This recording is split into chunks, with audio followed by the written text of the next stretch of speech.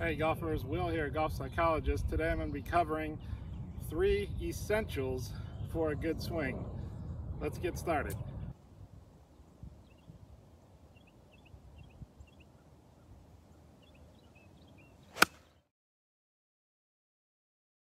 Okay, so there's a lot of things that we can do in the golf swing that may or may not work. I want to boil it down to 3 things that you have to do in order to be good at golf. And I'm going to just kind of go through these one by one and just address how each one of these is what I feel a non-negotiable, okay? And psychologically, it makes it easier on us because if we have a million thoughts in our mind, you know, grip, we're worried about what fingers to put the pressure in. We're worried about stance and shift your weight and turn your shoulders, turn your hips.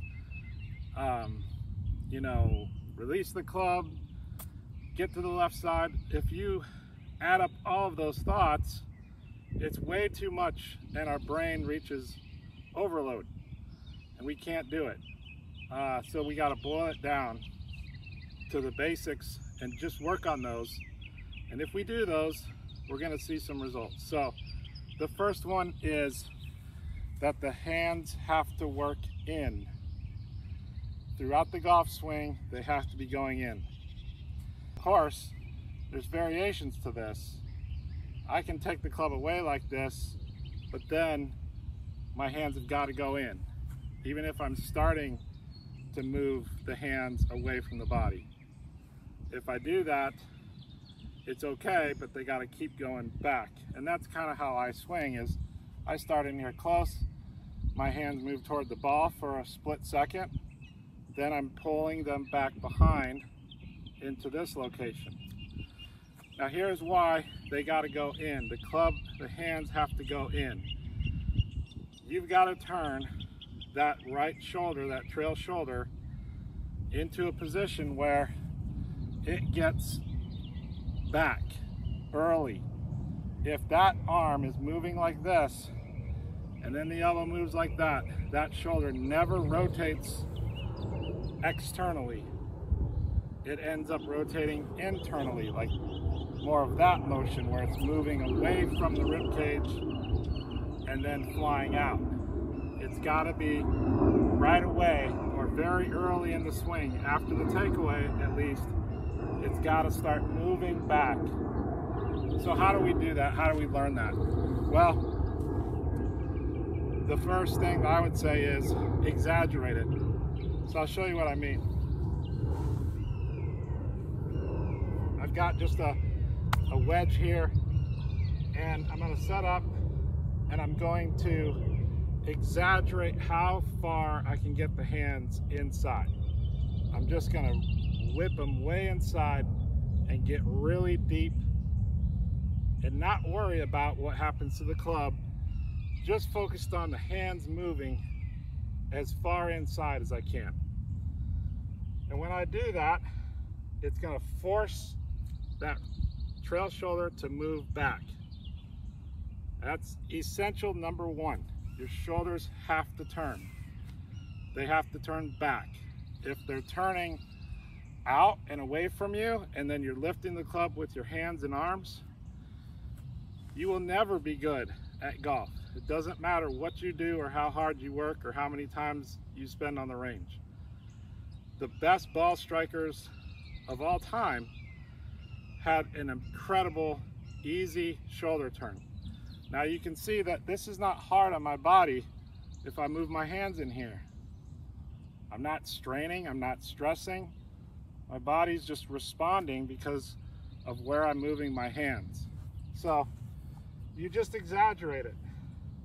You go way inside. And don't worry about where the club goes. It might feel like, oh my gosh, that's way too upright. Don't worry about that. The first goal is just getting your hands in. That's it. And you just hit some shots, forcing your hands to go as far in as you possibly can. Now the question comes up, can you overdo it? Can you go too far inside? And I would say no. You can't go too far. Your body's gonna stop you at some point. And you can see face on, if I force my hands in, I get to the point where my shoulders, they can't turn anymore. And I've created that full shoulder turn that I need. But it's done effortlessly because I'm not focused on the shoulders, I'm focused on where the hands are going. So that's essential number one. Essential number two is that you have to have a good transition. This is where most people get hung up, because even if you have a good backswing, if your downswing starts incorrectly, then everything is thrown out and you're in recovery mode. Your brain is scrambling to try to just somehow get you back to the ball, and then you create all kinds of different maneuvers on the way down that you don't want to do. So I'm going to tell you a real simple way to start your transition. Again, adding to the idea of the hands working in, on the downswing, the first move is not a turn. That's where most people get in trouble. If that first move is to turn the body and the pelvis and the hips are turning, then you can see that my path that I created gets way outside. And now I'm coming in way too steep. So this is all about shallowing the club, another term for it. And I've seen people on the driving range working on shallowing the club and thinking that the key to that is the hands, and they're doing all kinds of things like this to try to figure out how to shallow the club with their hands. Don't bother with that. It doesn't work unless you're a super advanced player that has perfect hip movements on the way down. Yeah, you can mess with that a little bit, but the key is the transition has to start with a lateral move, not a turn. So I have turned on my backswing, turn my hips, turn my shoulders. Now to start the swing, I've got to push the hip, the knee toward the target. I cannot start the downswing with any kind of turn, because then that pushes the weight on the trail foot too long, and of course the arms come over the top. So you got to practice that by adding essential number one, hands have got to work in, to starting the downswing with a push of the lower spine and the weight transfer moving toward the target before you turn. Now once you start that initial downswing move, then of course you turn, but it's always done in that order. So first there's a shift, then there's a turn. So face on, if I were hitting a ball, it would look like this. I'm just pushing the lead side toward the target on the downswing. So if I hit a ball, you probably wouldn't see that because of the angle here, but face on, you can see hands in, push, and that's what gets you into that slot, into that smooth transition that we all want.